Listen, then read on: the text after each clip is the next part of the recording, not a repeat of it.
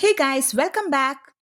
Today I'm creating this glamorous Burgundy Witch makeup look. It's bold, mysterious, elegant, but at the same time simple and easy to do. You can pull off this makeup look within no time. This look is perfect for Halloween parties, themed photo shoots, for greeting trick or treaters, and anyone who loves dramatic makeup. Young children won't be scared of this look, and older kids and teenagers will probably recognize it as a stylish Halloween witch look. And the main thing is, this is an unfiltered makeup look. So let's see how to achieve this look. I'm starting by prepping my skin with Embryolisse. This works beautifully as both a moisturizer and a primer. So if you're using this, you need not use a primer. For eyebrows, I'm using the Estée Lauder Brow Perfect. I'm just filling in the sparse areas. This is the eyeshadow palette that I'm going to use, Chaparral Spectrum 1. I'm applying this shade Amber all over the eyelid for a rich metallic shine. Using this shade Vision, I'm blending through the crease and socket to create depth and a smoky transition. For waterline, I'm applying the Estée Lauder Gel Eye Pencil in the shade Onyx, followed by Estée Lauder eyeliner and mascara.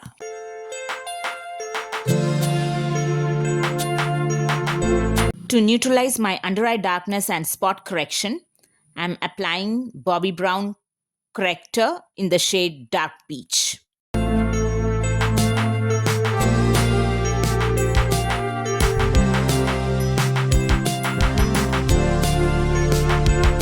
For that slight redness on my nose tip, I'm using the e.l.f. Corrector in the shade Green.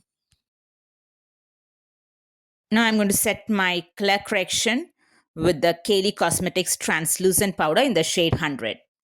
Now for a flawless, long-lasting base, I'm using Estée Lauder Double Wear Foundation in the shade Cashew.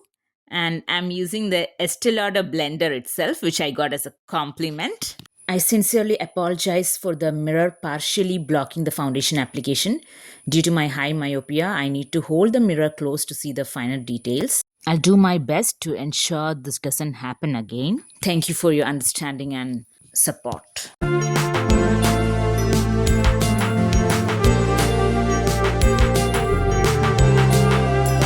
Now using the same Kylie Cosmetics setting powder, I'm setting my entire face.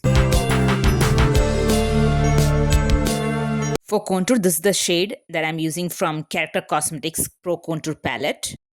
For this makeup, I'm slightly sculpting a little more than I usually do because it's a Burgundy Witch. If it's a dark Gothic Witch, you have to sculpt it even more. The contour should be even dark for Gothic Witch. But for this Burgundy Witch, moderately sculpted with glowing skin.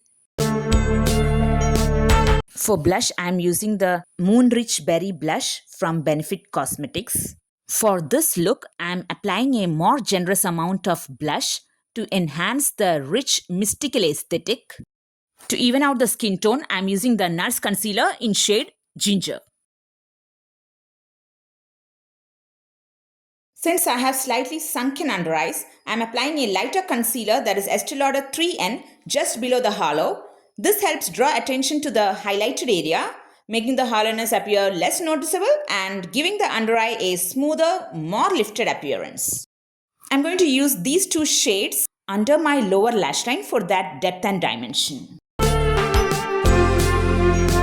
Now I'm cleaning up my wing. For cleaning up your wing, I would advise you can use a skin color concealer, which is a true match to your skin tone. But here I'm using one shade lighter, that is a 3N. If you have that, you can very well use that because in that case, it will naturally merge with your skin tone.